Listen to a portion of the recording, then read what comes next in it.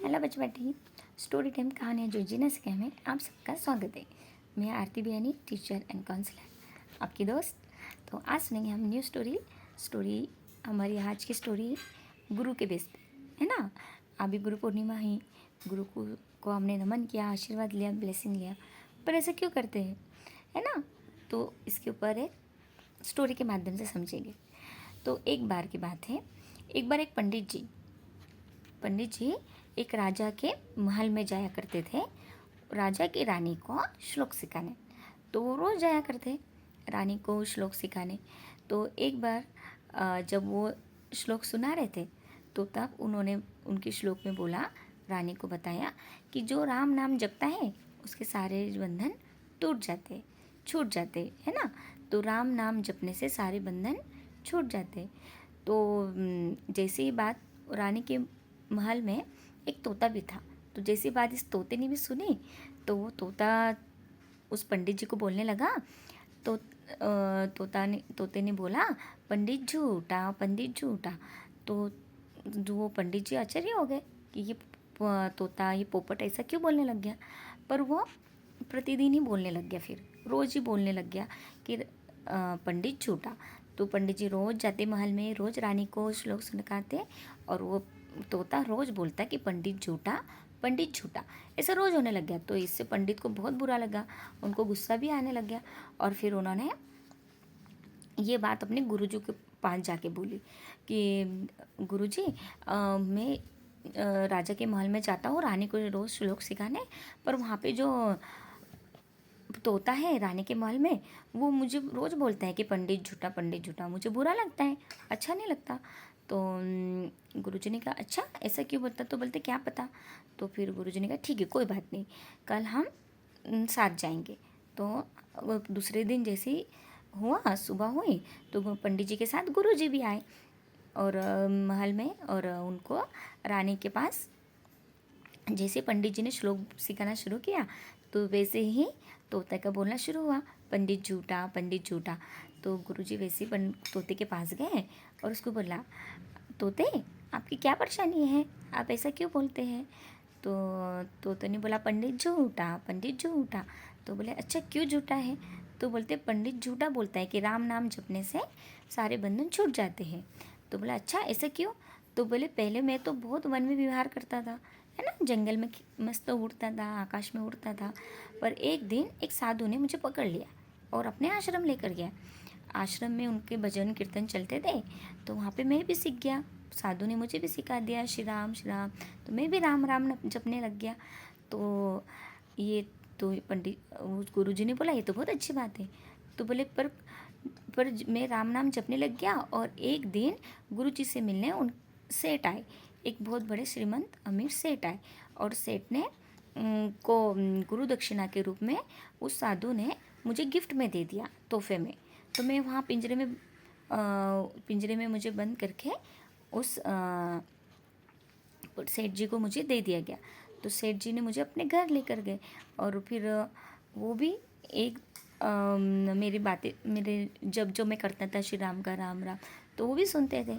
तो सभी मुझसे प्रभावित थे। पर एक दिन यह हुआ, राजा ने सेठ जी को बुलाया और उनको उपहार दिया।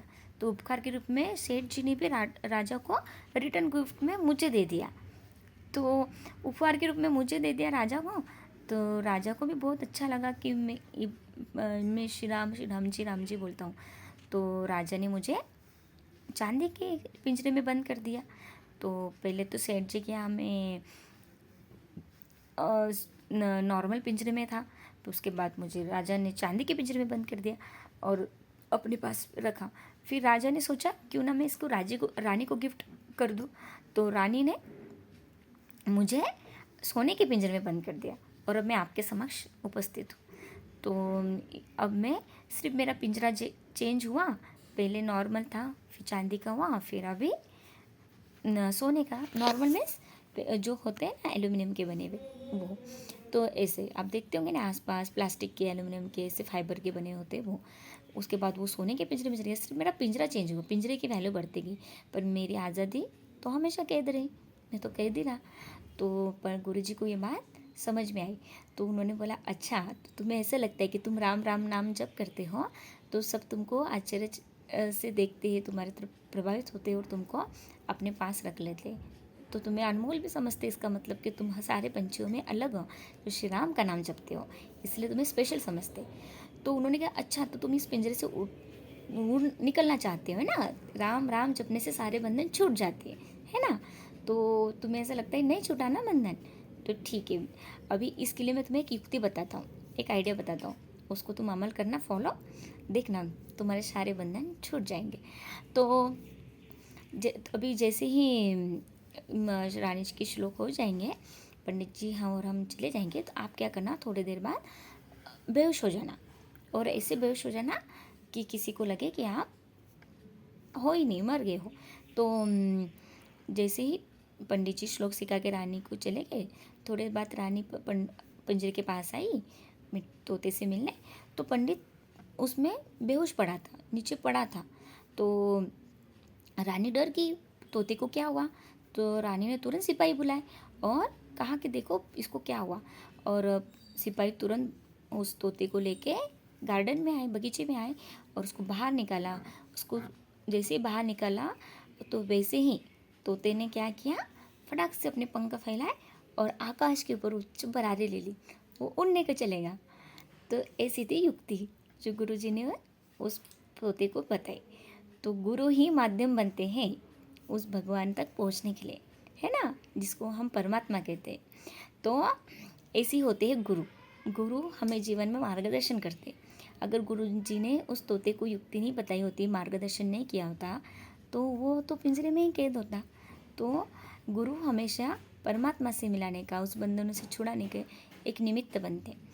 तो विदाउट गुरु के, अगर हमारे जीवन में कोई गुरु नहीं है, तो हमें सही मार्गदर्शन ढंग से नहीं मिलता, मोस्टली ज़्यादातर फिर हम भटकते, और फिर भटक भटक के थक जाते, तो फिर गलत राह पे भी निकल जाते कि चलो इतना तो करते क्या होता। नहीं नहीं, आप करते हो, वो करने के वजह से आप स्पेशल हो, पर उसको समझना और समझना भी ज़रूरी है ना, किस तरीके से हम उस क्रिया को समझे। जो भी चीज़ आप करते हो, कोई भी चीज़ करते हो, पर विथ गाइडेंस के साथ प्रॉपर, उसको आपको एक गाइडेंस मिले, मार्गदर्शन मिले, कोई आपको समझाने वाला मिले, और उसके साथ आप करते हो, तो वो सामने वाला इंसान भी आपको क्या बताता है, अपने अनुभव बताता है, एक्सपीरियंस बताता है, गलतियाँ बताता है, किससे इम्प्रूवमेंट हुआ वो बताता है, लर्न सीखने के लिए और क्या किया वो बताता है। बहुत सी चीज़ें ऐसे निकलती हैं, तो हम उस मंजिल तक, उस सफलता तक पहुंच जाते हैं। तो गुरु, ये तो हो गया स्पिरिचुअलिटी के माध्यम से कि गुरु हमें हमारे जीवन का लक्ष्य बताते, पर प्रैक्टिकल बेस में भी हमको अगर कोई चीज़ सीखते हम, तो उसके लिए कोई ना कोई एक गुरु हमें चाहिए। जिस भी फील्ड में आप जाना चाहते हैं, जिस भी चीज़ में आप अपने सफलता पाना चाहते हैं, तो उसके लिए एक सच्चा और अच्छा गुरु का मार्गदर्शन लेना बहुत ज़रूरी है ना? क्योंकि ये स्थूल माध्यम से हमको समझाते हैं, परमात्मा तो अलौकिक, मतलब पारलौकिक है। वो तो किसी के दिखाई नहीं पड़ता, उसको दिखना है तो महसूस करो, समझो, और उसकी शिक्षाओं को ग्रहण करो। और उसकी शिक्षाएं कौन सिखाएगा? गुरु, वही सही माध्यम से हमें ज्ञान सिखाएगा। जिससे महाभारत में भी लिखा, सॉरी गीता में भी लिखा ना, महाभारत में अर्जुन को बताया था कि जब धर्म की ग्लानि होती तभी मैं ज्ञान देने आता हूँ, समझाने आता हूँ। तो किसके माध्यम से?